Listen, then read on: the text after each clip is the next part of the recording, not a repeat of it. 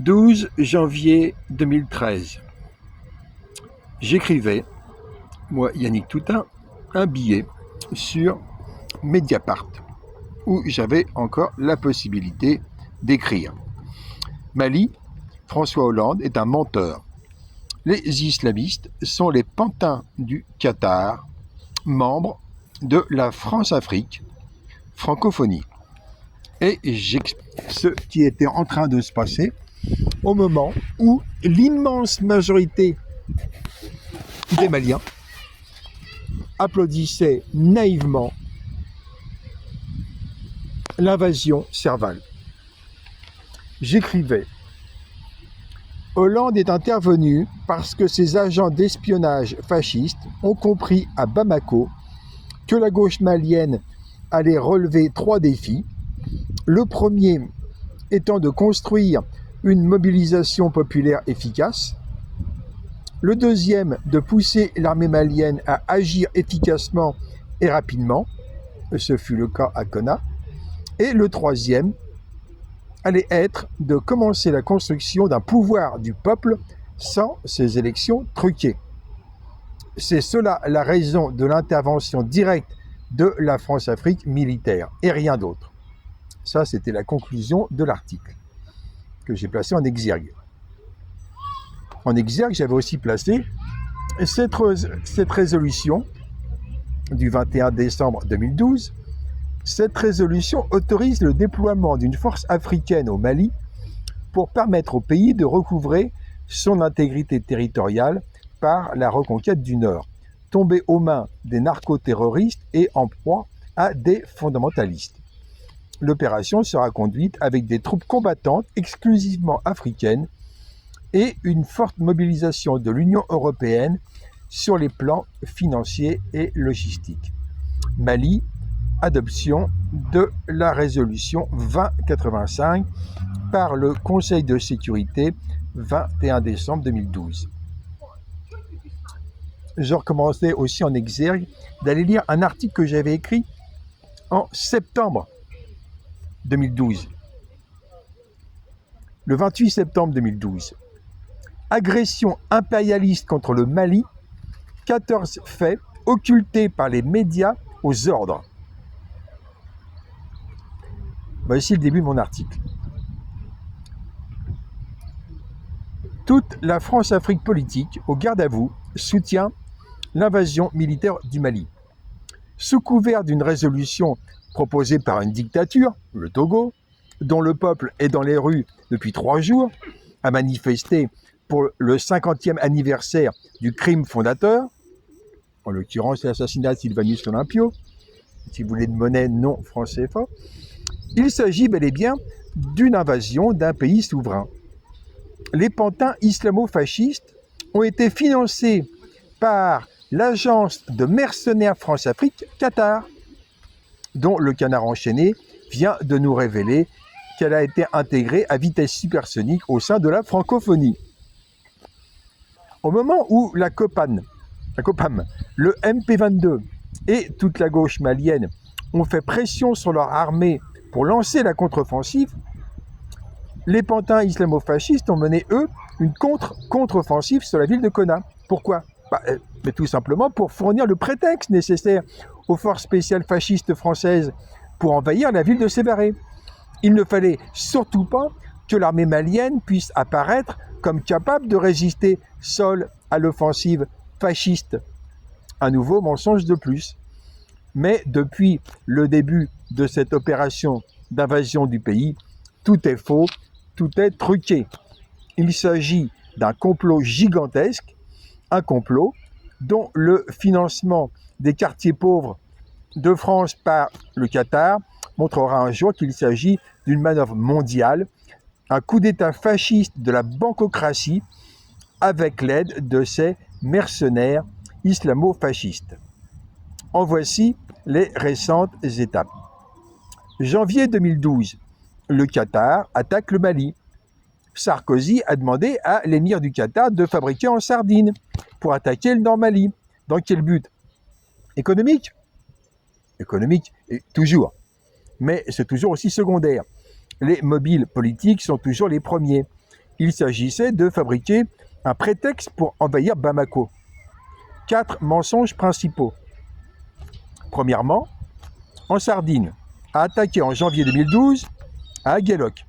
Une attaque coordonnée au téléphone satellitaire Thuraya par le président du Mali lui-même, Amadou Toumani Touré, dit ATT.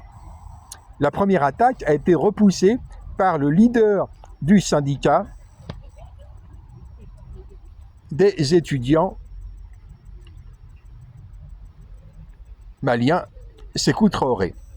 Ce militant de la gauche progressiste malienne était devenu militaire et capitaine dans l'armée malienne. C'est en recevant un appel du président de la République, qui appelait ses complices en Sardine, MNLA, sur le téléphone satellitaire Thuraya, que le capitaine Traoré a découvert ce complot. Le résultat a été simple. Les comploteurs ont organisé des embuscades contre les troupes maliennes arrivant en renfort à Aguelok. Ce n'était pas compliqué. ATT pouvait informer ses complices directement. La ville d'Aguelok est contrôlée par le groupe armé islamiste en Sardine. L'ami du capitaine s'en souvient. Il y a beaucoup de non-dits dans le massacre d'Aguelok, qui a vu l'assassinat froid de 118 soldats de l'armée malienne sur place par les éléments du MNLA. En fait partie le commandement de l'unité méhariste de la localité. Le capitaine Sékou Traoré d'Ibad, ancien leader estudiantien. Je lisais une citation, je continue à lire la citation. Lui avait vu la mort venir, mais a préféré la défense de la patrie. Ce sniper hors pair, victime d'un complot d'État de la part d'ATT, a confié ceci à son ami avant de mourir. Citation. Ce pays va fonctionner comme ça, mais si nous voulons, c'est à nous de changer l'ordre des choses. Restez ici, je viendrai vous chercher. Fin de citation. Et fait référence avec sa conversation avec le général ATT sur le téléphone satellitaire des rebelles. Fin de citation. Je cite le contexte. 9 mois après le massacre d'Aguelok, un enseignant rescapé, Adama Sissoko, ami inséparable et confident du capitaine Sékou Traoré d'Ibad, commandant de l'unité méhariste d'Aguelok, parle et revient sur les dernières heures du capitaine Traoré qui a défendu sa patrie au prix de son sang.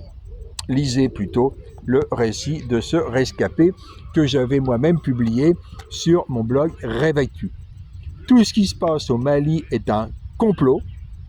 MNLA a eu des réunions, on l'a appris par la suite, en 2014 par les aveux de Hama Agmamoud et surtout ses aveux de 2020. MNLA a eu des réunions en août 2011 avec le Quai d'Orsay. Ils ont aussi eu des réunions avec Henri de Rincourt en décembre 2011 pour préparer l'attaque de janvier 2012. Tout ça est un complot. La France a fait un simulacre de résistance contre les pantins islamo-fascistes protégés par le Qatar. La guerre que doit mener l'Afrique, c'est une guerre contre le Qatar et l'Arabie Saoudite et la Turquie, les frères musulmans, les fascistes frères musulmans, les faux musulmans des banques, des faux musulmans apostats qui protègent le système bancaire, le système riba, alors que c'est totalement interdit par l'islam. La révolution doit passer par l'abolition du crédit et la fermeture des banques. Il y a urgence. Il y a aussi urgence à un gouvernement sankariste africain et sa participation à un gouvernement mondial, puisque la catastrophe climatique est en train de dégénérer en tragédie climatique. Visiblement, les capitalistes de la planète ont décidé d'envoyer en l'air suffisamment de CO2 pour pouvoir tuer tous les Africains qui n'auront pas un système de climatisation qui bien évidemment aggrave encore la catastrophe.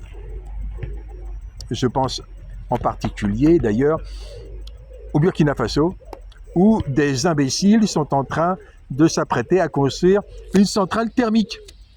Au lieu de passer à l'énergie solaire, non, des imbéciles s'apprêtent à passer à une centrale thermique pour émettre encore plus de CO2 pour tuer encore plus rapidement les Africains.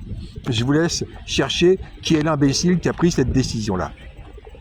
Parenthèse, avec un financement des banques islamo-fascistes. Rebelote. On retrouve la trace de Turquie, Qatar, derrière cette aberration de centrale thermique au Burkina Faso.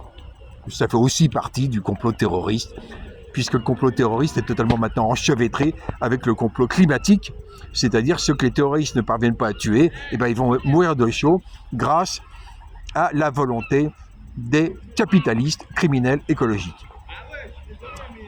Thomas Sankara est avec nous. Il y a urgence à ce que des CDR Sankara soient construits. CDR en avant.